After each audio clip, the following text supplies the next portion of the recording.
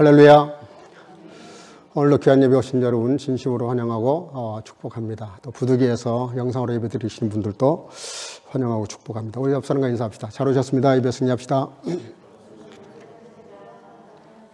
하나님은 여기시니 예배하는 자가 성령과 진리로 예배할지니라 하셨습니다. 이제 여러분 모두를 성부와 성자와 성령 이름으로 진심으로 예배 초대합니다. 다 같이 신앙 고백하심으로 주일 예배 시작하겠습니다. 전능하사 천지를 만드신 하나님 아버지를 내가 믿사오며 그 외아들 우리 주 예수 그리스도를 믿사오니 이는 성령으로 잉태하사 동정녀 마리아에게 나시고 본디오 빌라도에게 고난을 받으사 십자가에 못 박혀 죽으시고 장사한 지 사흘 만에 죽은 자 가운데서 다시 살아나시며 하늘에 오르사 전능하신 하나님 우편에 앉아 계시다가 저리로서 산 자와 죽은 자를 심판하려 오시리라. 성령을 믿사오며 거룩한 공예와 성도와 서로 교통하는 것과 죄를 사하여 주시는 것과 몸이 다시 사는 것과 영원히 사는 것을 믿사옵나이다. 아멘. 자리에 앉으시고 찬송가 82장을 다 같이 부르시겠습니다.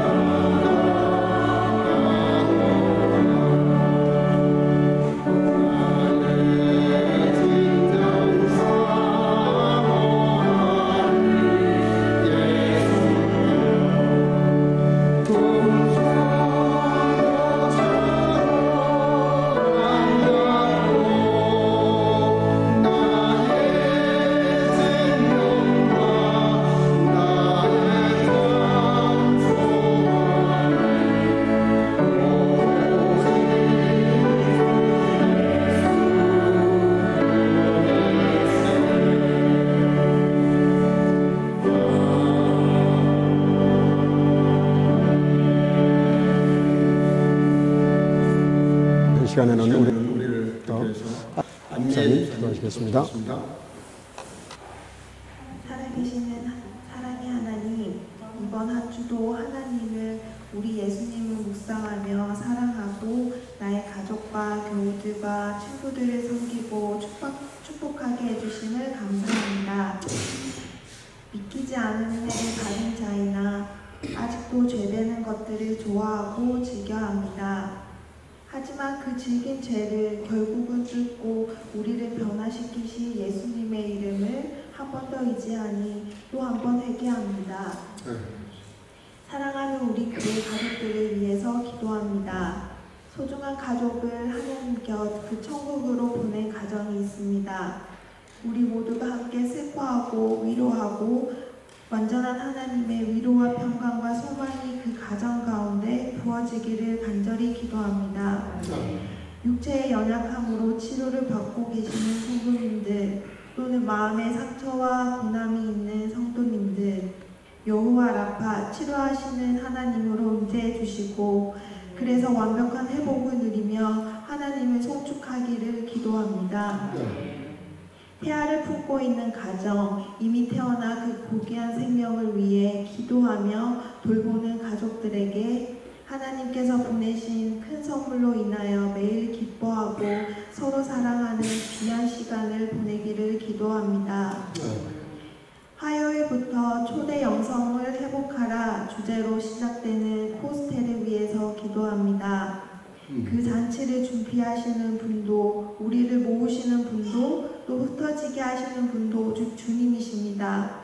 섬기는 자와 섬김을 받는 자들 어른에서 아기까지 모두가 그 족한 은혜 안에서 모든 자리에서 예배를 드리게 해주시고 유럽 땅 믿음의 세대를 성장시키고 비전을 이루는 하나님의 일이 되기를 소망합니다. 대표를 맡고 계시는 우리 담임석 목사님과 동역하시는 사모님을 위로해 주시고 모든 상황에서 하나님께서 지지하시는 결정을 할 수 있는 지혜를 부어주세요. 그분들의 자녀들과 그의 일터와 가정에 하나님의 큰 복과 평강이 넘치기를 기도합니다. 우리 교회 각 부서가 올해 사역들을 계획하고 있습니다. 우리 모두가 감사하고 기뻐서 시간으로 물질로 그 달란트로 그 사역과 직분을 끝까지 감당할 수 있는 은혜를 주세요. 교회 안에서 자라고 있는 우리 다음 세대 중고등부 주일학교 유아부 아이들을 위해서 기도합니다. 지금 들려지는 하나님의 말씀이 그 아이들에게 깊이 박히고 새겨져 그들의 평생을 붙드는 진리가 되기를 축복합니다. 세상 것에 휘둘리지 않고 주님의 그 진리로 세상을 다스리는 인물로 자라게 해주세요. 하나님 지금 우리가 의지하고 간절히 구하는 것이 혹시나 하나님의 뜻과 다른 것이라면 완전히 포기할 수 있는 순전한 마음을 이 예배 가운데 주시고 우리에게 한 번 더 허락하신 새로운 한 주를 예수님 닮아가는 날들로 보낼 수 있도록 지혜를 구합니다. 하나님을 많이 사랑하며 일주일을 보내게 해주세요. 이 모든 말씀 예수 그리스도의 이름으로 기도합니다. 아멘.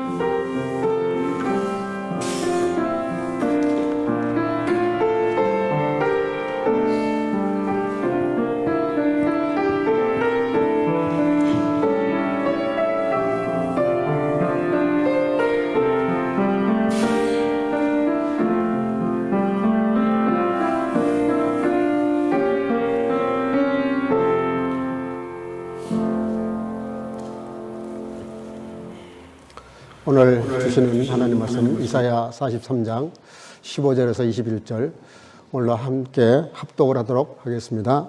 15절 다 같이 읽겠습니다. 나는 여호와 너희의 거룩한 자요 이스라엘의 창조자요 너희의 왕이니라.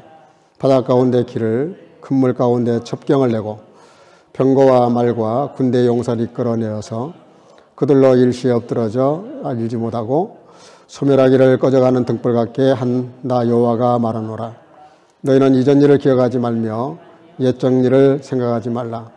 보라 내가 새 일을 행하리니 이제 나타낼 것이라. 너희가 그것을 알지 못하겠느냐. 정령이 내가 광야의 길과 사막의 강을 내리니 장차 들짐승 곧 실랑과 및 타조도 나를 존경할 것은 내가 광야의 물들을 사막의 강들을 내 백성 나의 택한 자로 마시게 할 것임이라. 이 백성은 내가 나를 위하여 지었나니 나의 찬송을 부르게 하려 함니라. 아멘. 자리에 앉으시고 이 시간에는 성가대 찬양을 통해서 하나님께 영광 올리겠습니다.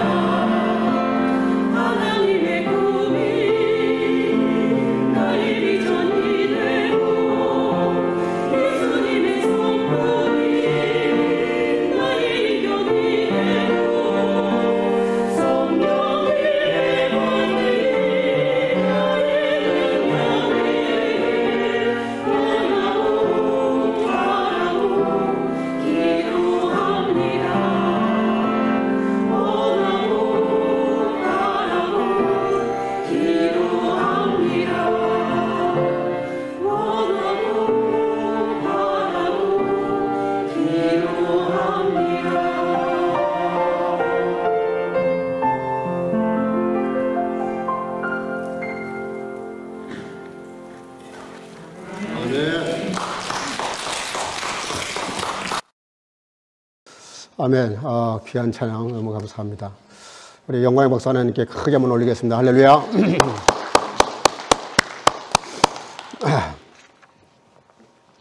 한 할머니가 모처럼 그 제주도 여행을 가게 되셨답니다. 그래서 비행기를 탔는데 이제 고공에 올라가서 안전벨트를 매도 좋다 하는 신호가 딱 켜지자마자 이 할머니가 갑자기 벌떡 일어나더니 화장실을 간 겁니다. 화장실을 갔다가 이제 나왔는데 나와서 이제 앞자리를 보니까 자리가 굉장히 많이 비어 있는 거예요. 좌석은 너무 좋고. 그래 가서 덥석 앉았습니다. 그러니까 스튜어디스가 승무원이 와가지고 할머니 여기는 비즈니스석이니까 원래 할머니 자리로 돌아가세요. 그렇게 이야기를 했습니다. 그러니까 그 할머니가 아따 이 뭐 자리도 많이 비어 있는데 여기 좀 넓은 자리에 앉아가면 어떠노? 뭐 굳이 꼭 내 자리로 돌아가야 되냐? 여기 좋은 자리도 있는데 비어서 그냥 가는 자리인데 그래도 그렇게 하면 안 된다고 여기는 돈을 많이 내고 가는 그런 비즈니스석이니까 할머니 자리로 돌아가라고 그렇게 이야기를 했습니다. 고집을 피우니까 그 승무원하고 할머니하고 이제 언성이 높아지기 시작을 했어요. 그런데 갑자기 비즈니스석에 앉아있던 신사한 사람이 일어나더니 그 할머니에게 가서 귀에다 대고 살짝 무슨 말을 한마디 했어요. 그랬더니 갑자기 할머니가 벌떡 자리에서 일어나가지고 자기 비즈니스석에서 에코노미석으로 자기 자리로 돌아간 거예요. 그러니까 이제 스튜어디스가 굉장히 궁금합니다. 도대체 뭐라고, 자기는 그렇게 이야기를 해도 안 듣던 할머니가 도대체 신사 양반이 무슨 말을 했길래 벌떡 일어나서 자기 자리에 돌아갔을까. 그래서 물었어요. 뭐라고 하셨냐고. 그랬더니 그야 간단하지요. 내가 할머니한테 할머니 어디 가세요? 물었더니 제주도에 간다고. 그래서 이 신사가 뭐라 그랬냐면 할머니 그 자리는 제주도가 아니고 그럼 부산 가는 칸이에요. 그러니까 자기 자리로 돌아가셔야 된다고 그렇게 이야기를 했답니다. 하나도 안 웃깁니까? 예. 그러니까 할머니가 이제 잘 모르시니까 그 칸은 부산 가는 칸이고 할머니 자리에 가셔야 그래야 제주도 가는 그 자리가 그 자리라고 이렇게 얘기하니까 자기 자리로 돌아갔다는 그런 꽁투입니다. 사람들이 부지런히 사는 것 같아요. 정말 부지런히 살고 열심히 살고 쉴 새 없이 그렇게 열심히 사는데 문제는 부지런히 사는 것도 중요하지만 무엇을 위해서 사는지 삶의 목적이 더 중요하고 삶의 방향이 더 중요하다는 거죠. 자칫 잘못하면 우리가 열심을 내지만 그 방향이 잘못되면 많은 수고들이 헛되게 될 수도 있다는 그런 얘기입니다. 오늘 본문의 21절 이 백성은 내가 나를 위하여 지었나니 나의 찬송을 부르게 하려 함이라. 독일어에는 das Volk, das ich mir bereitet habe, soll meinen Ruhm. 내가 예비한 내 백성이 하나님의 영광을 선포할 것이다. 이렇게 번역을 했습니다. 그러니까 우리가 찬양을 오늘 성가대가 불렀는데 이거는 내가 하나님을 감사해서 노래하는 것도 있지만 하나님을 선포하는 의미도 있습니다. 그래서 성가대석이 원래 저 위에 그 오르겔이 있는 자리에 독일 교회가 자리를 잡아놓고 하나님의 영광을 이렇게 선포하는 식으로 그렇게 찬양을 하기도 합니다. 근데 결론부터 얘기하면 하나님은 저와 여러분들을 너무너무 사랑하셔서 얼마나 사랑하시냐면 부모가 자녀를 사랑하는 것보다 훨씬 더 비교할 수 없을 만큼 사랑하시기 때문에 저와 여러분들이 잘 되기를 바라세요. 행복하기를 바라시고요. 우리가 축복된 삶을 살기를 원하시고 늘 이렇게 자신만만하게 하나님의 자녀로서 당당하게 살기를 원하세요. 근데 이제 우리가 그거를 잘 이렇게 호응하지 못해서 문제인데 여기 오늘 본문에 하나님의 영광, 내 백성이 하나님의 영광을 선포하게 하시려고 앞에 기록한 내용들을 그 내용을 이렇게 주셨다는 겁니다. 하나님을 찬송케 한다는 말을 조금 이렇게 풀어 얘기하면 저와 여러분들이 너무 행복하고 감사해서 우리가 그렇잖아요. 좋은 일 있고 신나는 일이 있으면 콧노래를 부르고 마음에 감사와 감격이 넘치면 부르는 노래 그 곡 질이 달라요. 분위기가 다르고 노래가 달라요. 그러니까 근데 이제 뭐 슬프면 또 슬픈 노래가 나오고, 근데 기쁘고 감사하면 축제하고 이렇게 기뻐서 감사해서 부르는 그런 노래를 부르기를 원하신다는 거예요. 그러니까 여러분들 슬프면 슬픈 노래도 있지만 우리가 좀 하나님의 은혜와 사랑을 감사하면서 늘 기쁜 찬송을 부르는 삶이 됐으면 참 좋을 것 같아요. 그런 찬양을 부를 수 있기를 주 이름으로 축복합니다. 왜 그런 찬양을 부르기를 원하시느냐? 우리의 격을 높여주시려고 그래요. 격. 우리의 그 신분을 높여주시고 격도 높여주시고 우리의 인격도 높여주시고 우리를 멋진 사람으로 만들려고 그러신단 말이에요. 세속의 노래도 격이라는 게 있어요. 동네 문화회관에서 부르는 노래하고 그렇잖아요. 필하모니에서 부르는 노래가 다르죠. 가수도 동네 가수가 있고 국내급, 정상급 가수가 있고 세계적인 가수가 있잖아요. 급이 좀 달라요. 근데 여러분들 성가대는 뭡니까? 글자 그대로 성가대입니다. 이거는 세상 노래 부르는 사람들하고 비교할 수 없는 거예요.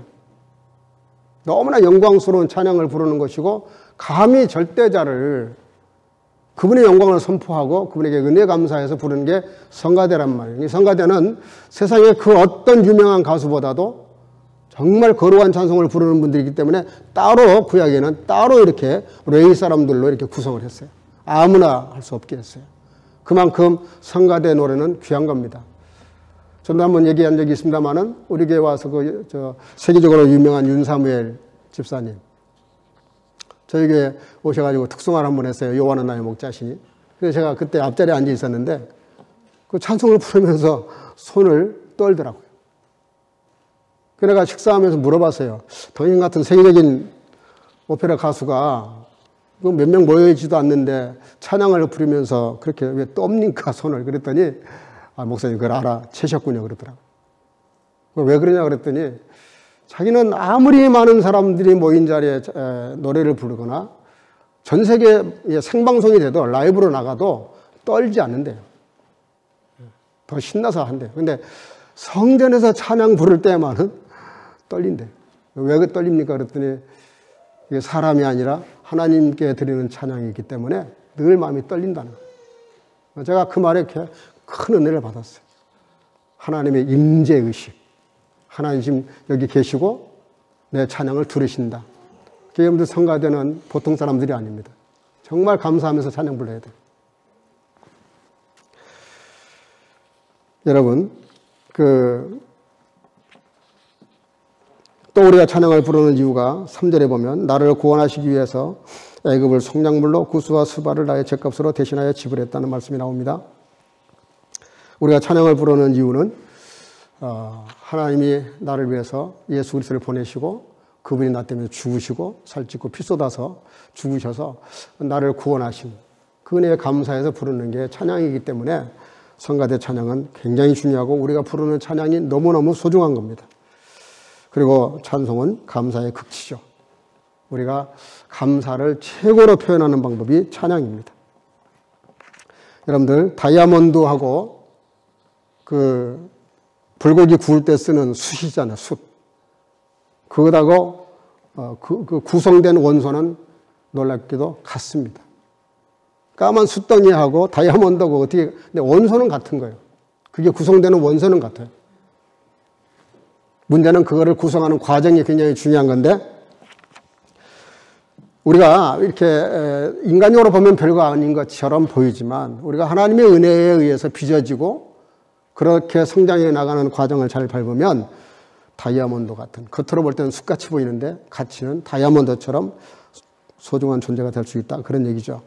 오늘 본문은 하나님께 감사하면서 찬양해야 될 그 이유를 밝히고 있습니다. 본문 19절에 보라 내가 새 일을 행하리니 이제 나타낼 것이라 너희가 그것을 알지 못하겠느냐 정령이 내가 광야의 길과 사망의 강을 내리니 그랬습니다. 따라합시다. 길을 내시는 길이 되시는 하나님. 하나님께서 뭐라 그러시냐면은 광야는 생명체가 없잖아요. 길도 없고 물도 없습니다. 그래서 광야인데 아무런 생명체가 살 수 없는 그런 것인데 거기다가 길도 내시고 강도 흐르게 하시겠다. 그렇게 말씀을 하십니다. 여러분, 에덴 동산에 아담 하와가 범죄 타락한 이후로 완전히 이 땅에는 진정한 길이 없어졌어요. 하나님의 나라, 행복한 길, 참된 길, 그 길이 다 없어졌습니다. 다 막혀버렸습니다. 그런데 그 막혀진 길을 여시려고 이 땅에 오신 분이 주님이시기 때문에 요한복음 14장 6절에 뭐라 그래요? 내가 길이요 진리요 생명이니 나로 말미암지 않고는 아버지께로 올 자가 없다. 예수님 말씀하셨어요. 내가 길이다. 예수님 이 땅에 오신 것은 길 잃어버린 혼탁한 세상에 길이 되시려고 오셨고요. 히브리서 10장 19절 그러므로 형제들아 우리가 예수의 피를 힘입어 성소에 들어갈 담력을 얻었나니 20절 그 길은 우리를 위하여 휘장 가운데 열어놓으신 새롭고 산 길이요 휘장은 곧 저의 육체니라. 예수님께서 우리에게 길을 만드시려고 지불한 대가가 뭐냐면 피를 쏟으셨다는 거예요. 십자가에서 죽으셨다는 거예요. 단번에. 금요일에 잠깐 말씀을 나눴지만 엄청난 대가를 지불하신 겁니다. 그래서 그 예수님이 단번에 하루 만에 모든 죄값을 지불했다 그랬는데 그게 단번에입니다. 단번에. 한 번에 지성소의 문을 열고 천국 문을 여신 거죠. 평생 인도에서 선교사로 사역했던 스탠리 존스 목사님이 한 번은 깊은 밀림 지역에 선교로 들어갔다가 길을 잃어버렸어요. 길을 잃어버렸는데 정글이라는 데는 정말 너무너무 복잡하고 이 정글이 얼마나 험한지 금방 어디선가 짐승이 튀어나올 것 같아요.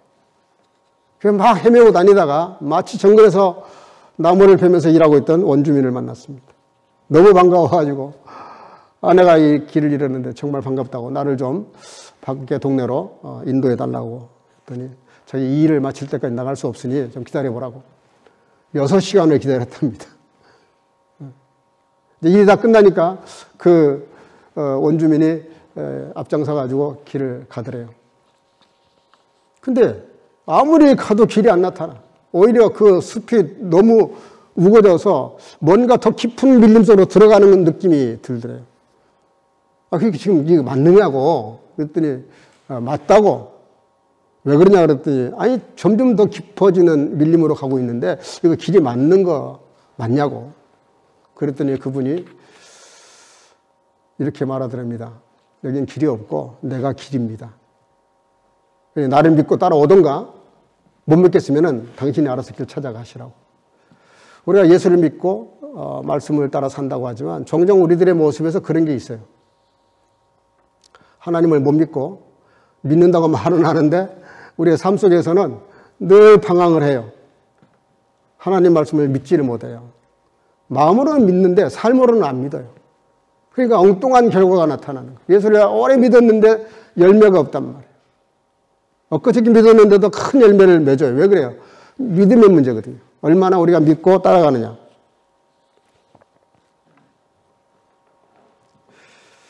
여러분, 우리가 이 땅에 살면서 여기 또 공부하러 오는 우리 학생들 학문의 길이 열리는 것, 사업하는 분들 사업의 길이 열리고 형통의 길이 열리고 또 우리 가정마다 또 직장의 모든 일들이 길이 열리는 것은 주님을 따라갈 때, 진정으로 따라갈 때 형통한 길이 열리는 겁니다. 내가 생각할 때는 아닌 것 같아요. 이 길이 아닌 것 같아요.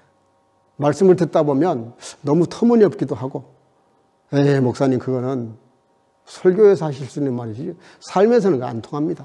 이런 일이 너무 많거든요. 내가 충분히 이해합니다. 저도 사회생활을 해봤던 사람이니까. 여러분, 그러나 주님을 진정으로 믿을 때 하나님은 여러분들을 정말 선한 길로, 축복된 길로, 그리고 내가 상상하지 못했던 그런 형통의 길로, 기적의 길로 인도하실 줄로 믿으시길 바랍니다. 두 번째는 하나님은 우리로 하여금 찬송케 하시기 위해서 따라합시다. 불가능을 가능케 하시는 하나님. 오늘 본문에 16절 바닷가 가운데 길을, 큰 물 가운데 지름길을, 19절에 광야의 길과 사막의 강을, 20절 광야의 물들을 사막의 강들을 내리라. 한마디로 무슨 얘기예요? 불가능한 상황인데 그걸 가능케 하시겠다는 거예요. 20절에는 장차 들짐승 곧 사람과 및 타조도 나를 존경할 것은 내가 광야의 물들을 사막의 강들을 내어 내 백성 나의 택한 자로 마시게 할 것임이라. 여러분, 하나님이 일하시는 걸 보면 도저히 사람으로는 이해가 안 되는 게 많아요. 많은 예가 있는데요. 그 중에 하나 예를 든다면은 우리가 너무나 잘 아는 아브라함을 하나님 부르실 때 창세기 12장에 보면은 내가 너로 복된 자가 하겠다. 너가 큰 민족을 이루고 2절에 내게 복을 주어 내 이름을 창대케 하고 너는 복의 근원 두비스트 재겐 자인. 그러니까 재겐 하나님의 복된 존재로 만들어 버리겠다. 그렇게 말씀을 하셨는데 사실은 이 말씀이 너무나 우리한테는 당연한 말씀이지만 바로 그 앞장 11장에 가서 보면은 이상한 말이 나와요. 사례는 잉태하지 못함으로 자식이 없었더라.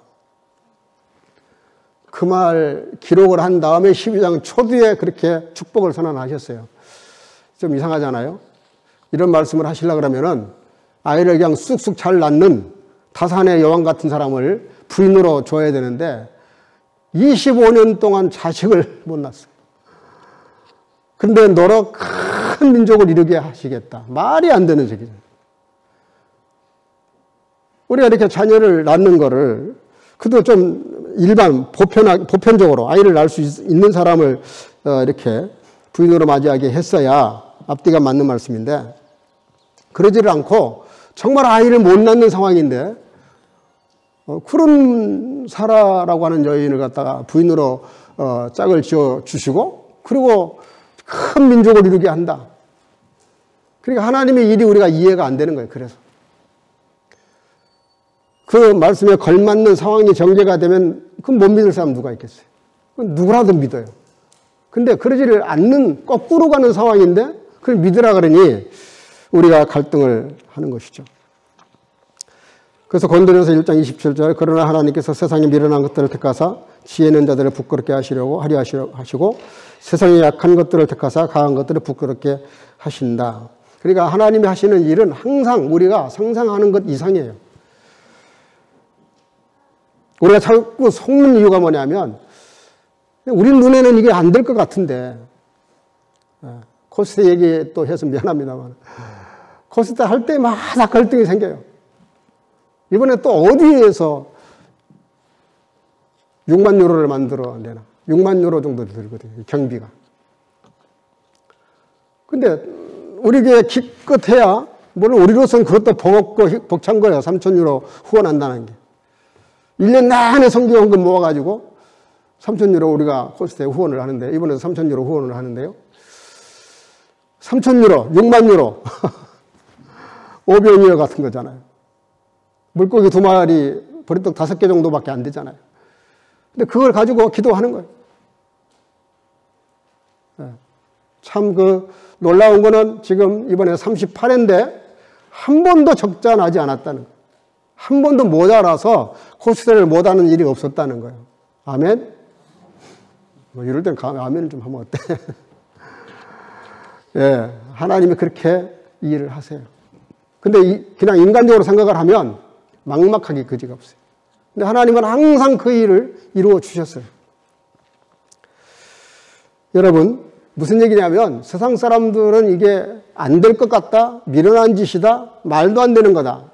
그러는데 하나님은 주로 그런 방식으로 일하시기를 기뻐하신다는 얘기예요. 다 돼 있는 상태에서 누가 못하겠어요? 그건 신앙이라고 할 자체가 없어요. 안 될 것 같은데 되게 하는 것, 그게 믿음이잖아요. 여러분, 믿음이라고 하는 것은 엄청난 힘이 있습니다. 아주 극단의 예가 있어요. 에스겔 37장. 마른 뼈들이 이미 죽어서 뼈가 다 말라 비틀어졌는데 어떻게 그 뼈들이 살겠냐고요. 근데 하나님 뭐라 그래요? 에스겔 선지자를 그 에스겔 골짜기로 끌고 가가지고 내 말씀을 너 입에 줄 테니까 대언을 해라. 내 말을 전해라 그냥. 대언이라는 말은 그냥 전해주는 거예요. 대언을 해라. 그래서 37장 9절에 또 내게 이르시되 인자야 너는 생기를 향하여 대언하라. 생기에게 대언하여 이르기를 주 여호와의 말씀에 생기야 사방에서부터 와서 이 사망을 당한 자에게 불어서 살게 하라. 하셨다 하라. 하나님이 이렇게 말씀하셨다라고 하라는 거예요. 에스겔 선지자가 자기는 믿음이 없어서 믿을 수 없는 일이었지만 하라니까 그냥 믿고 순종하고 그래서 전했어요. 그러더니 정말 그 많은 뼈들이 다다다닥 들어맞더니 나중에 큰 군대가 됐다. 그게 어떻게 가능하겠어요? 사람으로는 절대 불가능합니다. 사람으로는 절대로 안 되는 걸 되게 하시는 분이 하나님이시라니까. 하나님은 그렇게 일을 하세요. 우리가 그런 기적을 체험하지 못한다 그러면 우리가 너무 믿음이 가난한 거예요. 너무 초라한 거예요. 안 될 것 같지만 안 될 것 같은 거 그 자기를 자꾸 믿으면 되겠어요? 아니 믿음이라는 게 뭐예요? 믿음이라는 게 하나님을 믿는 거잖아요. 하나님을. 근데 말은 하나님을 믿는다 그러면서 실제로는 자기를 믿죠. 보통. 내가 이거를 할 수 있을까? 자기를 재본단 말이에요. 자신감이 없으면 믿음이 뚝 떨어져. 자존감도 뚝 떨어져요. 근데 자기가 뭔가 이렇게 할 자신이 생기고 이렇게 마음에 이렇게 감동이 오면 그러면 하나님을 믿는다고 하는데 실은 하나님을 믿는 게 아니라 자기를 믿고 자기 믿고 그 일을 해요. 그건 믿음이 아니죠. 엄밀히 말하면 그 인본주의라고 그래요. 인본주의. 인본주의가 뭐예요? 자기 중심으로 하는 게 인본주의입니다. 우리가 주님의 일을 할 때, 하나님의 일을 할 때 정말 조심해야 될 게 뭐냐면 내 능력, 지혜로 하려고 그러면 안 된다는 거예요. 설령 내 지혜, 내 경험, 내 체험을 가지고 하더라도 한번 그걸 거듭나야 돼요. 한번 뒤집어 엎어야 돼요. 하나님은 나에게 이런 지혜를 주시고 이런 체험을 주시고 믿음을 주셔서 일을 하게 하시니 감사합니다. 그러면 내 지혜도 하나님의 것이 되는 것이고 하나님의 힘에 의해서 그 일을 하는 건데 우리는 그 작업을 안 하고 그냥 자기 능력을 자기 재능을 믿고 한단 말이에요. 자기를 보고 한단 말이에요. 여러분 믿음이 거꾸로 가면 안 됩니다. 믿음이란 건 내가 믿는 것 같지만 그 믿음도 하나님이 주시는 거고요. 믿음의 대상이 내가 아니고 주님인 걸 믿어야 됩니다. 아브라함이 왜 하나님을 자꾸 의심하고 사라가 왜 내년 이맘때 아이가 있을 거다 그러니까 웃어버립니까? 자기를 본 거예요. 자기를. 내가 지금 나이가 지금 89세인데 아브라함이 지금 99세인데 무슨 아이를 낳습니까? 무슨 뜻이에요? 자기를 봤다는 거지. 자기를 믿었다는 거지. 네가 내년 이맘때 아이를 낳을 거다라고 말씀하신 주님을 바라봤더라면 웃지 않죠. 진지하게 받아들이죠. 오케이. 나는 안 되지만 하나님은 무한 능력이 있으시니까 오케이. 믿습니다. 라고 대답했겠죠. 근데 왜 그 말을 했을 때 웃어버립니까?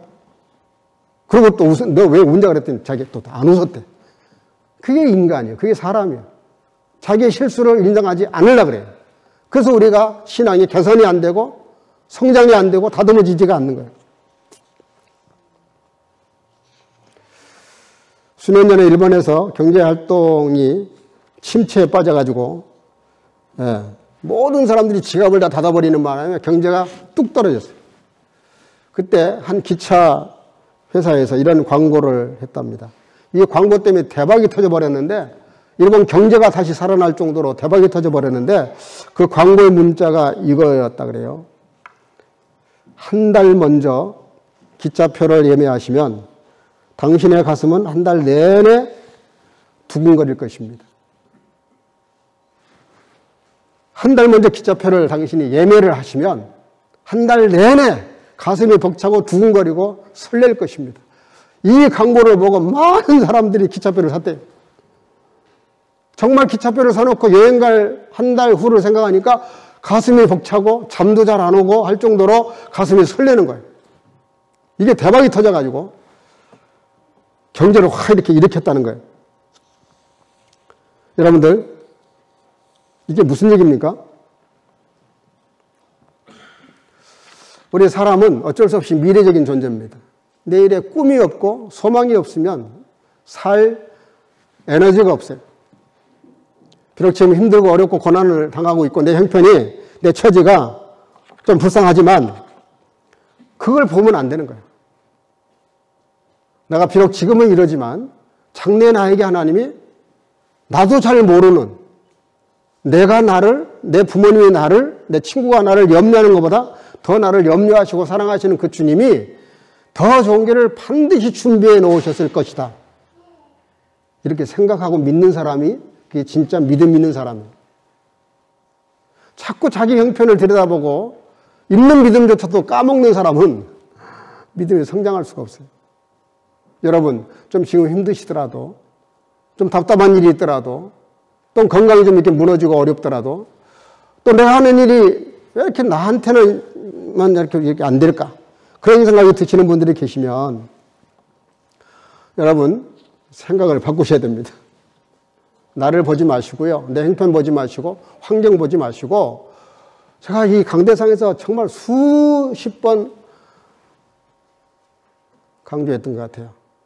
축복의 환경을 따르지 말고 내 자체, 내 존재 자체가 축복된 자가 되면, 존재가 되어버리면 어떤 환경도 축복으로 만들 수 있다는 거.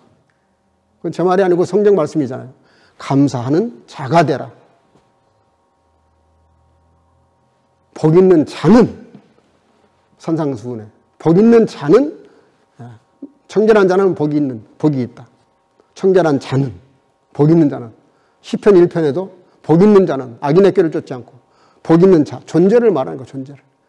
내가 존재의 변화가 일어나 버리면 완전히 우리의 삶이 바뀌어 버립니다. 시선도 바뀌고요. 세상을 보는 모든 게 바뀌어요. 근데 우리는 내 존재에 대한 변화는 관심이 없고 자꾸 좋은 환경만 본단 말이에요. 그건 시험 들기 딱 좋고요. 그 환경이 나를 환영하지 않아요. 나를 받아들이지 않는다고. 그냥 부러울 뿐이고 그 환경과 나하고는 상관이 없을 수도 있어요. 그 환경에 내가 정말 들어가고 싶으면 환경을 바라보지 마시고요. 그 환경을 만드시는 주님을 바라보는 훈련을 하셔야 됩니다. 그게 경건의 훈련이에요. 왜 그렇게 제가 기도를 강조합니까? 네. 어제 그제도 참 우리 성도님들 아주 우리 교회 대표급들만 나오셔가지고 기도를 하셨는데 여러분들 하나님과 영적인 교제가 깊게 이루어져야 돼요. 그래서 영적으로 이렇게 통하게 되면 하나님이 우리를 이렇게 이끌어 가신단 말이에요. 그렇게 믿음이 생겨서 주님이 하자는 대로 따라가게 되죠. 여러분, 하나님이 저와 여러분들 이렇게 존귀한 존재, 격을 높이시고 하나님의 찬양을 부를 수 있는 행복한 존재로 만들기 위해서 하신 일이 뭔지 아세요? 본문 1절입니다. 야곱아, 너를 창조하신 여호와께서 이제 말씀하시느니라. 이스라엘아, 너를 조성하신 자가 이제 말씀하시느니라. 너는 두려워 말라. 내가 너를 구속하였고 내가 너를 지명하여 불렀나니 따라합시다. 너는 내 것이라. 너는 내 것이라. 내가 누구 거라고요? 하나님의 것. 모든 물건은, 모든 존재 사물은 소유자의 끝과 정비례합니다. 여러분, 우리 하나님이 저와 여러분들을 존귀한 존재로 만드시고 행복한 존재로 만드시고 찬양하는 존재로 만들기 위해서 모든 힘을 다 동원합니다. 여기 오늘 본문에 보면. 우리 2절 한번 다 같이 읽어볼까요? 2절 다 같이 시작. 내가 물 가운데로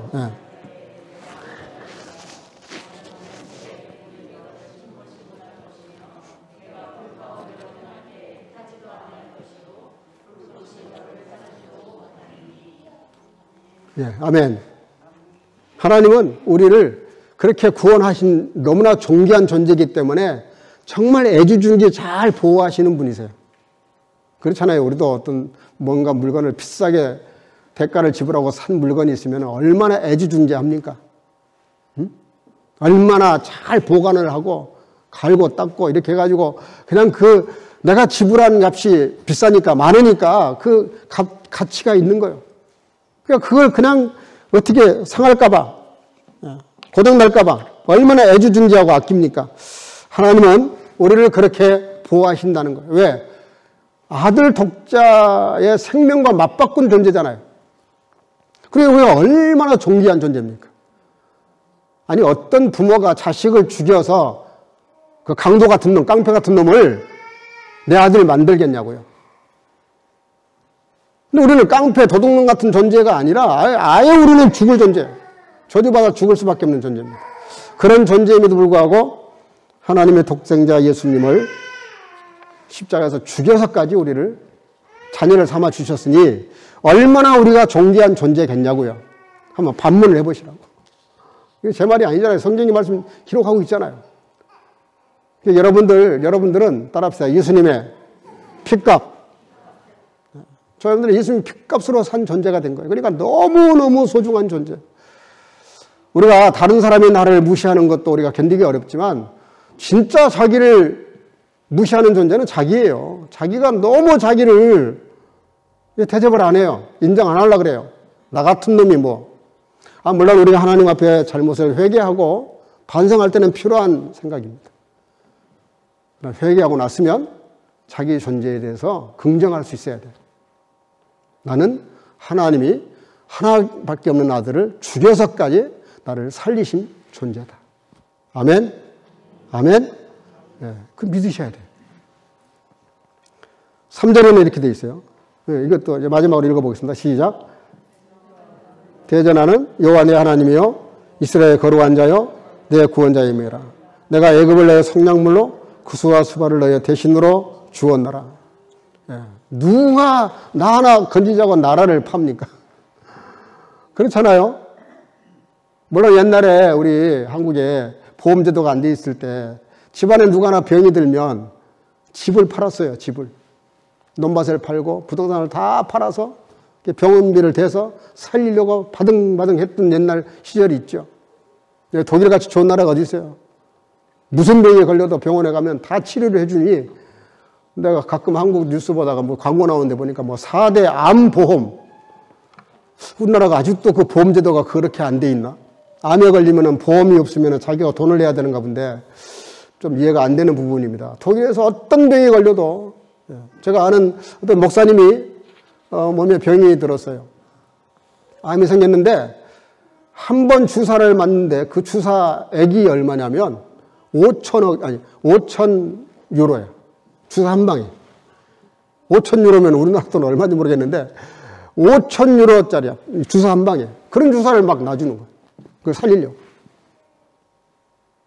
여러분들, 하나님은 저와 여러분들을 사실 이렇게 하나님의 자녀로 삼아서 노래하는 존재, 찬양하는 존재로 만들기 위해서 지불하신 대가가 뭐냐면 수바와 구스를 너 대신 지불했다는 거예요. 나라를 팔았다는 거예요. 나라를. 한 나라를 팔아버린 거예요. 어떤 대통령이 국민 한 사람 살리자고 나라를 팔겠어요? 있을 수가 없는 얘기예요. 표현할 방법이 없으니까 이렇게 얘기하셨어요. 너를 위해서 구스만이 아니라 수바까지 팔았다. 지불했다. 그러니 네가 얼마나 존귀한 존재냐 알라는 거죠. 사랑하는 성도 여러분들, 새 길을 만드시는 하나님, 나를 위해서 구스와 수바를 대신 지불하시듯 주님의 핏값으로 지불하셔서 자녀를 삼아주셨고 우리로 하여금 이런 구원의 은혜에 감사하도록 찬양하도록 행복을 극대화시키기 위해서 저와 여러분들에게 하나님의 찬송을 부르게 하시려고 우리를 지으셨다라고 오늘 딱 찍어서 이렇게 말씀을 하셨어요. 저와 여러분들은 이제 그 은혜에 감사해서 내 삶을 통해서 내 삶이 하나님의 영광이 되도록 만들어야 됩니다. 말씀대로만 살면, 성령 인도하시는 대로만 살면 그게 자동으로 이루어져요. 굳이 내가 노력하지 않아도. 이번에 한 주간 동안 제38회 코스트가 시작되는데 초대교회 영성을 회복하자. 지금 포스트 코로나 시대인데요. 도대체 코로나 팬데믹 이후의 삶이 이전과 너무너무 많이 달라졌어요. 지금 모든 목사님들이 만나면 항상 주제가 똑같아요. 코로나 이전과 코로나 이후, 포스트 코로나. 전으로 갈립니다. 한국교회 지금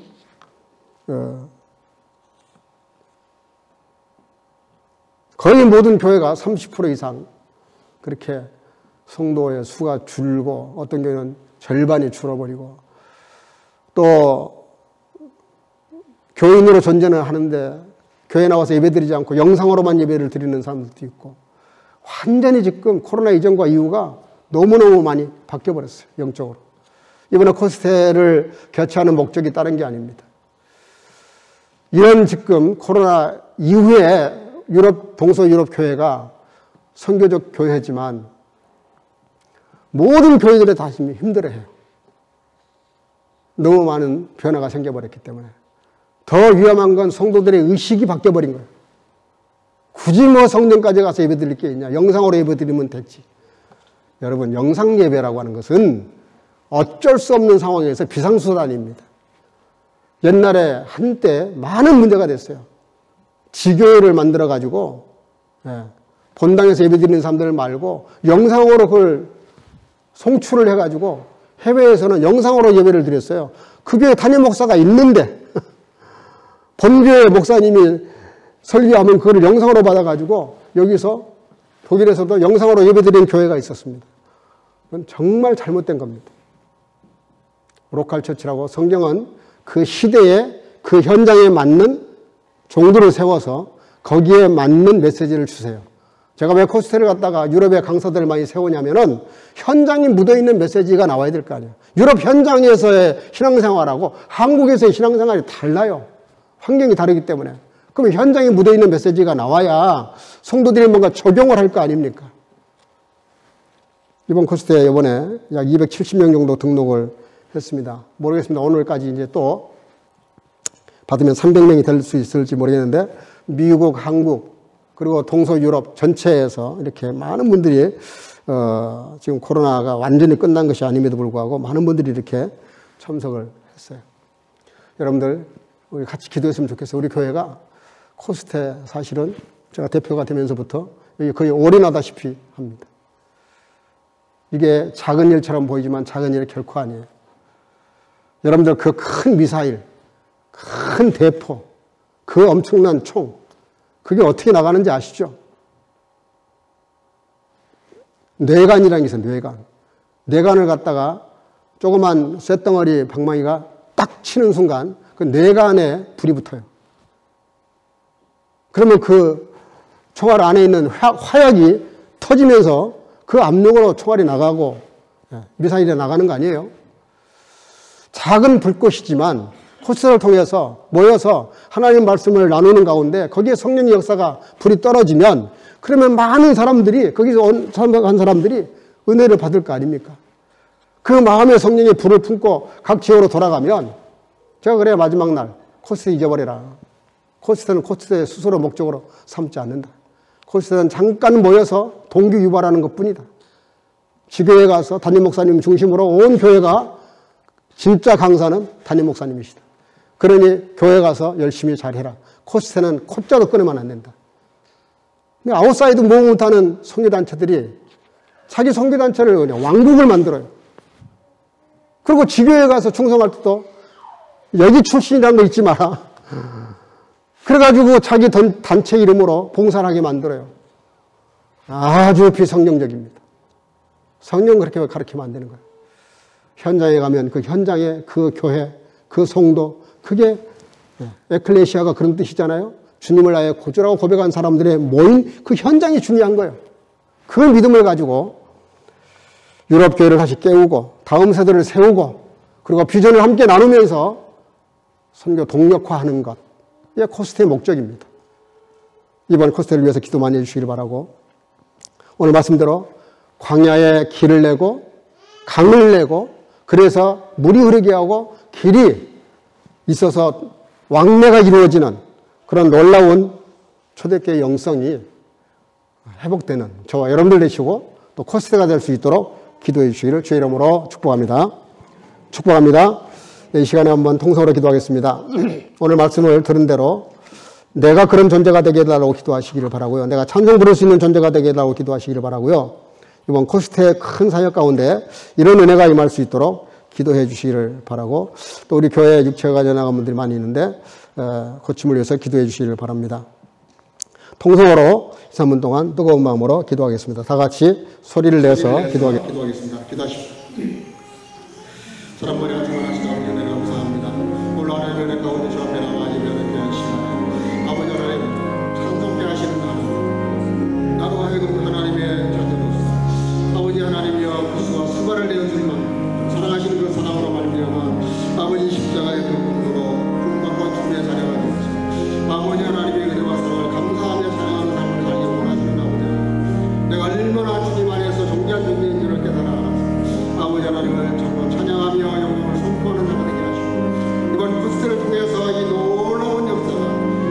가족끼리 영성이 회복되어지는 놀라운 일들을 통하여 동서유럽 교회를 깨우며 재풍의 불길을 일으키며 성리의 역사를 만들어내는 아름다운 예언의 속도를 인도하시고 다음 세대를 세워가며 아버지 비전을 나누며 비전을 현실화할 수 있도록 실제가 될 수 있도록 하나님 은혜가 임하는 게 시간으로 역사하시고 함께 하시고 온 교회가 이를 위하여 기도하는 가운데 그 세상이 아름답게 이루어지게 도와주시기 원하오며 또 아버지 하나님의 저번과 연약한 자들을 통해서 치유하여 주시고 회복시켜 주시고 건강케 하여 주시고 주님을 섬기게 부여감이 없도록 은혜와 축복을 하나님 주시는 간절히 아버지 하나님으로 주님을 축복하시고 인도하여 주옵소서.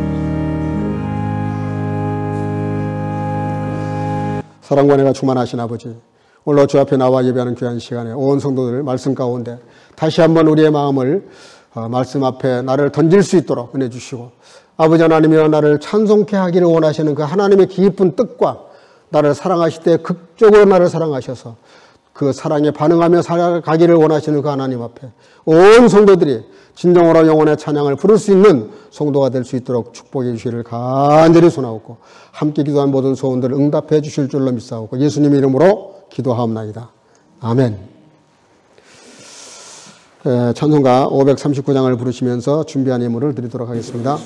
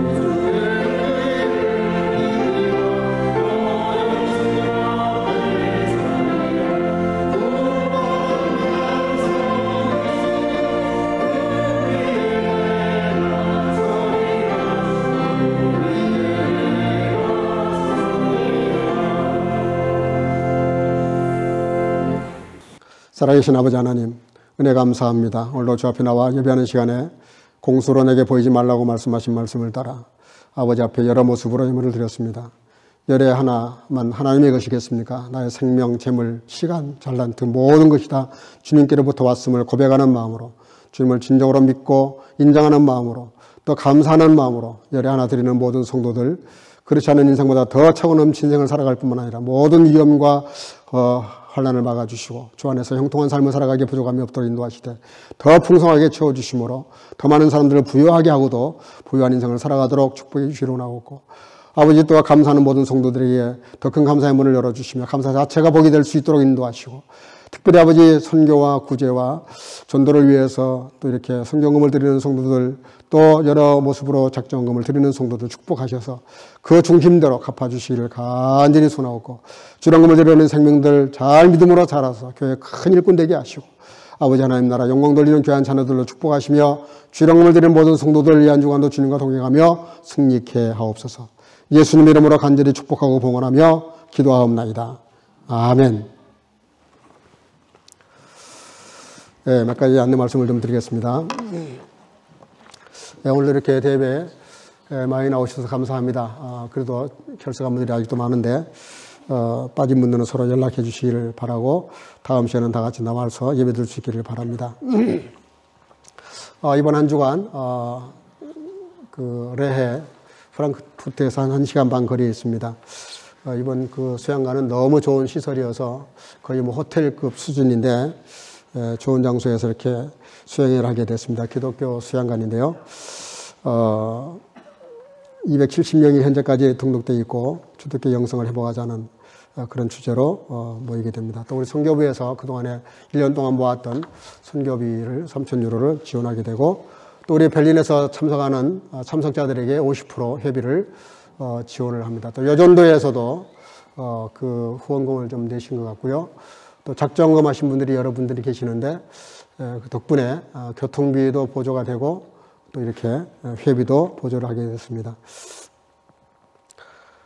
이번에 그 코스테는 저를 포함해서 우리 간사팀장, 우리 케이코 집사님, 그 다음에 또 부팀장 한희진 집사, 영상팀장 김종환 집사님, 또 우리 청년들이 이번에는 간사를 다 합니다. 그래서 이번에 간사팀은 다른 데서 오는 사람이 거의 없어요. 우리 교회가 전체적으로 이 스텝진이 돼서 이 일을 섬기게 됐습니다. 위에서 기도해 주시기를 바랍니다. 특별히 부탁을 좀 드립니다. 다음 주일 3월 5일 주일에는 코스테 강사로 오시는 김명규 목사님, 아마 우리 교회 옛날에 와서 붕해를 하셨던 김희태 목사님 그 자제분이신데 홍대 입구에서 교회를 개척하자마자 지금 한 200여 명이 모이는 아주 훌륭한 목사님이신데 그 목사님이 오셔서 말씀을 증거하게 됐습니다. 좀 그동안에 빠진 분들 좀 잘 권면하셔서 다음 주에 다 같이 와서 은혜 받도록 그렇게 해주시기를 바라고요. 이번 주 수요일하고 금요일은 코스테로 대치하겠습니다. 특별히 튀르키예 그 지진, 시리아 지진 지금 5만여 명이 육박하는데 위에서 여러분들 기도하시고 작정금을 좀 해주시기를 당부를 드립니다. 예, 혹시라도 아직 그 참가하기를 원하시는 분들은 오늘 예배 마치면 저에게 말씀해 주시기를 바랍니다. 예, 특별히 또 감사한 것은 우리 지난 1월에 자녀를 출산했습니다. 아들 요나인데요. 요나 출산을 했습니다. 오늘 이렇게 출산한 이후로 처음 이렇게 나오셨는데 우리 최형현 자매님 잠깐 인사할까요? 예, 축하합니다. 예.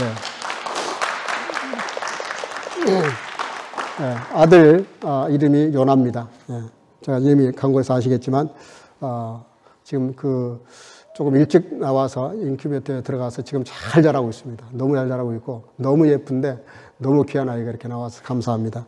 하여간 우리 교회 이번에 너무 복을 많이 주셔서 자녀들을 많이 이렇게 낳고 그래서 유초등부, 중고등부 이렇게 보니까 거의 20명이 다 됩니다. 너무나 감사한 일이고요. 정말 축복받은 교회가 됐습니다. 그리고 또 지난주 월요일 날 13일이죠. 헤르 미샤엘 큐니 또 등남을 했습니다. 그 아이 이름이 미아 제인인데 지금 사모와 더불어 지금 잘 회복되고 있고 잘 자라고 있습니다. 잠깐 축하 좀 하겠습니다. 예. 잠깐 일어날까요? 예. 축하합니다. 예. 예. 그리고 또 저 뒤에 계시는 우리 소개해도 괜찮나요? 예. 우리 릴리 자매님도 지금 임신을 또 하셨어요. 그래서 잠깐 인사할까요? 우리 한번. 예. 여러분들 위해서 기도에 많이 해주시기 바랍니다.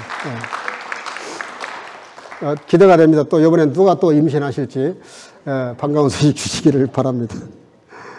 예. 우리 이다영 자매 왔어요?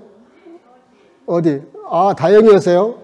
너무 이뻐져가지고 제가 몰라봤습니다. 우리 5개월 만에 한국 갔다가 이렇게 오셨습니다. 인사하겠습니다. 예, 반갑습니다. 예. 우리 옆 사람과 더불어 인사합시다. 예, 찬송케 하는 삶을 삽시다. 예, 주 이름으로 사랑하고 축복합니다. 예, 오늘 우리 이 박자매님 오늘 그 비올라를 같이 해주셔서 너무 감사합니다. 이 성가대 비올라 하나 들어오니까 또 그 성가대 그 성가가 확 달라지네요. 예, 앞으로 첼로와 이렇게 그 같이 비올라가 하면은 성가대가 더 풍성해질 것 같습니다. 고맙습니다. 예.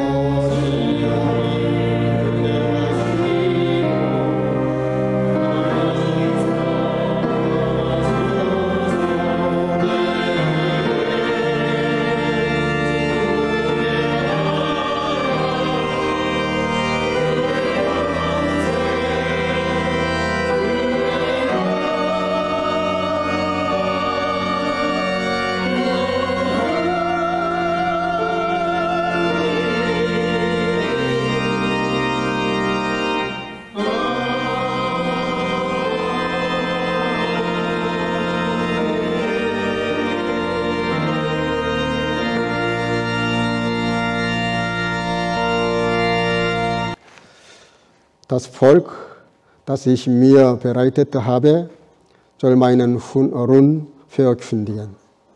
Die Gnade unseres Herrn Jesus Christus und die Liebe Gottes und die Gemeinschaft des Heiligen Geistes sei mit euch allen.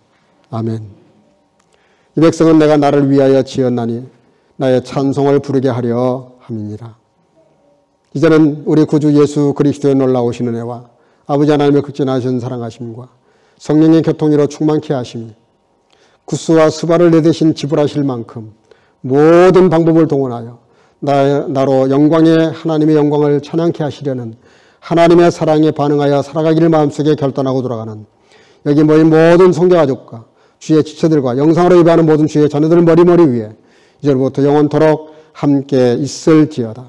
아멘. 아멘.